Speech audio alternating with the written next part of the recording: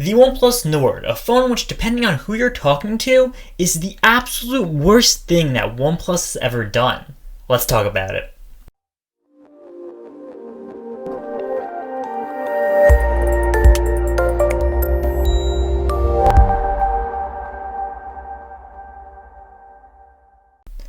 What's up guys, I'm the Unnamed Review Guy, and earlier this month I was chosen as one of the 50 North American reviewers to take a look at the Nord and provide a review.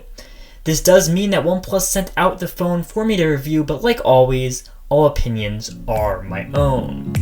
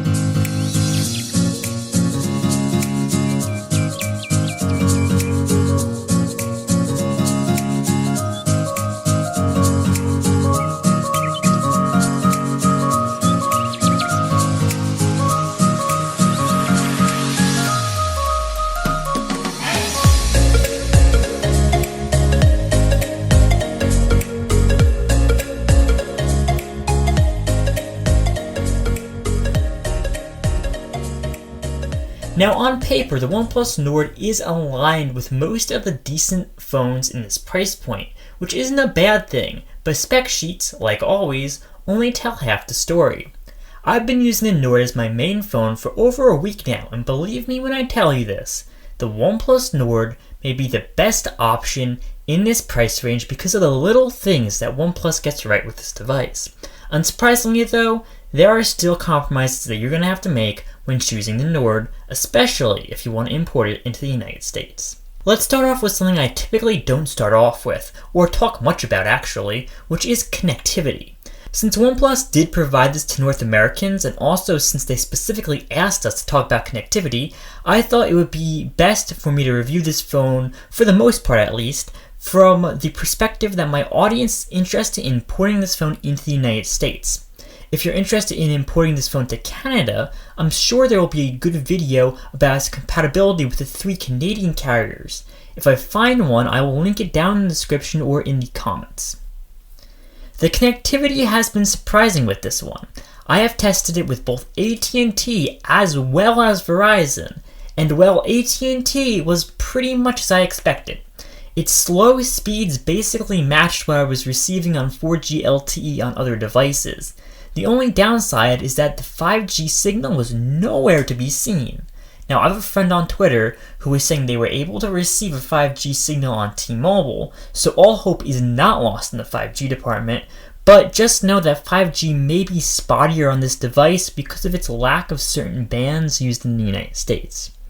The surprise comes when you try using Verizon on this phone. Now, the only 4G band the Nord is missing for Verizon is band 13, but band 13 happens to be the most important band for Verizon. Typically, with phones that are missing band 13, I cannot receive any signal on the device. While it shouldn't be impossible to receive a signal, it will be very spotty, or at least should be very spotty, and it's just not worthwhile even if you do manage to get one. And that's the strange part. I have been able to get a very consistent and very reliable, if you can call it that, experience with Verizon on the Nord. I was able to consistently get 4G LTE signal on the Nord, except in locations that were kind of spotty on normal phones anyway. Indoors, the speed tests were quite disappointing though, averaging at around 6 to 13 megabits per second download speeds, but outdoors, while still being fairly disappointing, I was able to get much better, very usable speeds. Somewhere around 80 or so megabits per second download, which isn't terrible for Verizon's network, but is certainly not the best. While I'm not recommending that you pick up a Nord if you've got Verizon, especially since you may end up with the occasional unreceived text message, if you are daring, just know that it is totally possible for the Nord to work on Verizon. If you have AT&T or T-Mobile on the other hand, everything should be fine except for the 5G connectivity, which shouldn't be the biggest deal breaker right now, especially on a phone for this price point. Depending on where you are, Oxygen OS may be this phone's main selling point. There is no doubt that this phone has more competition in other places in the world. Even the United States has had very compelling mid-range offerings become available in the past year or so. But the one thing that not one other device has in this price point is Oxygen OS. It's all the little things that OnePlus does to make this phone stand out with what is arguably standard mid-range hardware. The overall usability and consumer-minded layout of Oxygen OS is exactly what makes this phone unique to its competition. A few of my favorite things include folders that open up from the bottom for easy one-handed access, the overall fluidity of the OS when navigating it, the lack of most bloatware, with a few exceptions including Netflix, which apparently cannot be deleted. I'm upset with you, OnePlus. That should definitely be an app that's possible to be deleted.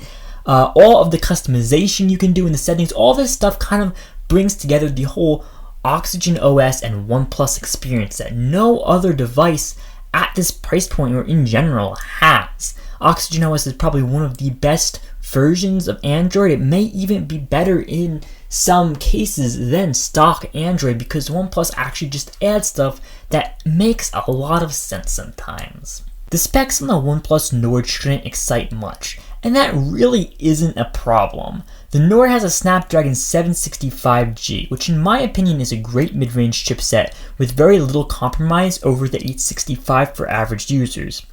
The gaming performance and daily performance all have been fine on the Nord. You may have to sacrifice some of the higher graphics settings when gaming, but overall they all perform well. I have said the 765G is a great chip quite a few times this year, and I have yet to be proven wrong. Depending on regional availability, you can pick up a 64GB storage and 6GB RAM model, a 128GB of storage and 8GB RAM model, or a 256GB of storage 12GB RAM model. This is the one that OnePlus sent over to me. This phone does sadly have no expandable storage, but does have room for a secondary SIM slot, which is an important feature for some, especially in international markets. I kind of wish more phones would adopt support for Huawei's Nano memory card, because this could have given users the option to either use a secondary SIM for a secondary SIM card or for a memory card. The phone has a fairly standard 4115 mAh battery, which in my usage has shown about daily standards of 6 hours of screen on time, though I have seen some users on the OnePlus forum complain about 4 to 5 hours of screen on time. I believe I also saw a few people on Reddit r/OnePlus complaining about lower battery time, but I have experienced around 6 hours, which is very good for a phone in general, and I'm not complaining about that. Luckily, the Nord does come with a 30-watt fast charger in the box, so if you do need to charge it, it does charge up pretty quickly. OnePlus claims about 70% in 30 minutes, which seems fairly accurate in my testing. Just be aware though, that if you're importing this into North America, unlike the unit you just saw me unbox, you will be receiving a European power brick and will need to purchase a North American one from OnePlus or a comparative third party. Now let's talk about the camera. The Nord features a 48-megapixel standard lens, an 8-megapixel wide-angle lens, a 5-megapixel depth lens, and a 2-megapixel macro lens. A great way to describe Nord's camera setup would be pretty good, not bad, not useful, and nah. There is no doubt in my mind that the last two cameras, at least at the time of me testing this phone, aren't adding too much to this device's camera experience. Now, of course, that could change with software updates in the future, but for now, let's focus on the first two cameras. Both the main camera and the wide-angle camera produce some pretty good to pretty standard photos for this price point that it is in. Some of the photos may look over sharpened, at least in my opinion, but color can be fairly subjective, so I'll leave some samples here so you can make a decision for yourself. But putting photos side by side with some similarly priced phones, I can't say that there is much of a difference. And like I said, that isn't necessarily a bad thing. It just means camera experience is on par or slightly better than anything else that you may be looking at in this price point. The front hole punch houses a 32 megapixel standard lens and an 8 megapixel wide angle lens. While not particularly unique, I love that OnePlus decided to include a wide angle lens on the front of this phone. The selfies that I took from both these lenses also look pretty good. I'll leave some examples here for you to judge. Zooming out of that hole punch, we see the rest of the Nord's display, a 6.44-inch 1080 by 2400 fluid AMOLED display capable of a 90 Hz refresh rate. This screen is really good looking. I'm not 100% sure what it is about this display because things like AMOLED aren't really rare anymore at this price point, but this one looks really good.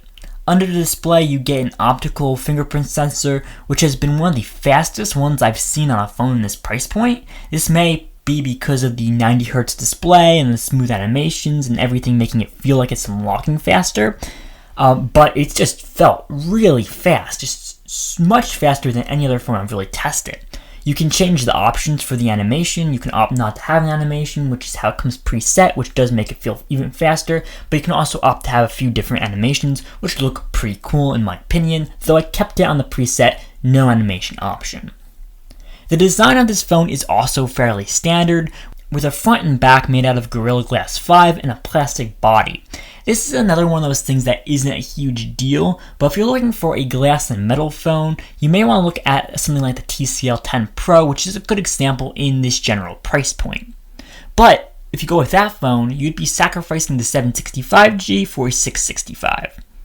That could be a choice you want to make, or you might decide that the processor is more important.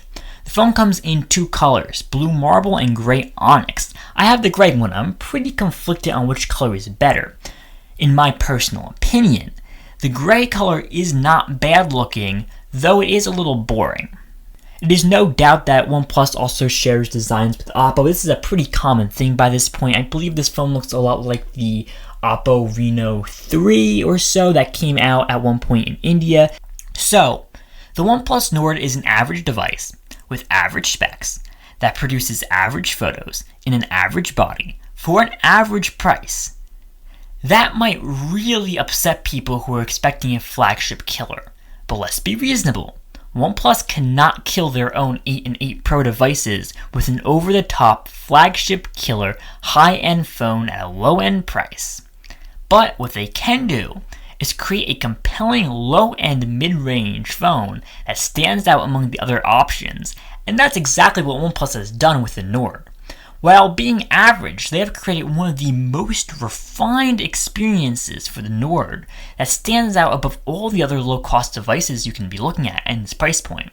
This is something that many people tend to skip, forget, or just straight up not know when criticizing OnePlus on this device. Now, to the major question, should you import this phone to the United States?